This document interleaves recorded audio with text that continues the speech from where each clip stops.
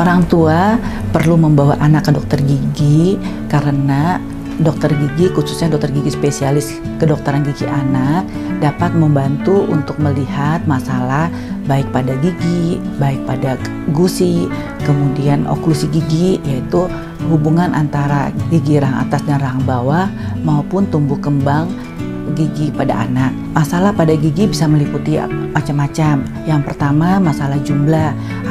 Apakah ada gigi berlebih seperti gigi supernumeri, atau bahkan ada anak yang giginya kurang atau tidak punya gigi. Kemudian bisa juga menyangkut ukuran. Ukuran ini, apakah ukuran gigi anak terlalu besar, kita sebut dengan makrodonsia, atau ukurannya kecil, mikrodonsia. Kemudian bisa juga masalah bentuk ataupun warna gigi. Kemudian dokter gigi juga bisa membantu melihat apakah ada sisa akar ataupun gigi berlubang. Gigi berlubang ini perlu dilakukan perawatan. Jika tidak dirawat, maka lubangnya akan makin meluas. Dan perlu juga dilakukan pemeriksaan apakah ada gigi sisa akar ataupun oklusi yang kurang baik, sehingga perlu dilakukan perawatan ortodonti sedini mungkin. Pendekatan gigi pada anak-anak membutuhkan perlakuan khusus karena bukan hanya dokter gigi merawat anak tersebut, tetapi melibatkan orang tua.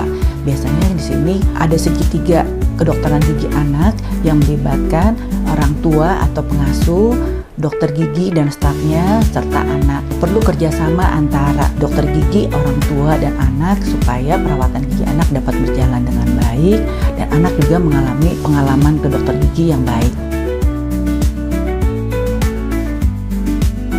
Perlu dilakukan pendekatan pada anak untuk membentuk perilaku gigi anak yang kooperatif dalam perawatan gigi. Pendekatan itu bisa melingkupi pendekatan non-farmakologi dan pendekatan farmakologi. Pendekatan non-farmakologi bisa dengan tell show do, yaitu dokter gigi memberitahu perawatan yang akan dilakukan, menunjukkan, dan kemudian juga melakukan perawatan tersebut. Atau cara lain bisa dengan cara modeling, yaitu dengan menunjukkan video-video anak yang kooperatif, ataupun juga dengan menunjukkan pasien lain yang cukup kooperatif dalam perawatan gigi. Selain itu, banyak cara juga yang dilakukan, yaitu dengan desensitasi, yaitu dengan melakukan pendekatan dengan hal yang paling ditakuti oleh anak itu sampai anak tersebut berani dilakukan perawatan gigi. Selain pendekatan yang non-farmakologi tersebut, maka ada juga pendekatan farmakologi, yaitu dengan cara sedasi ataupun dengan anestesi umum.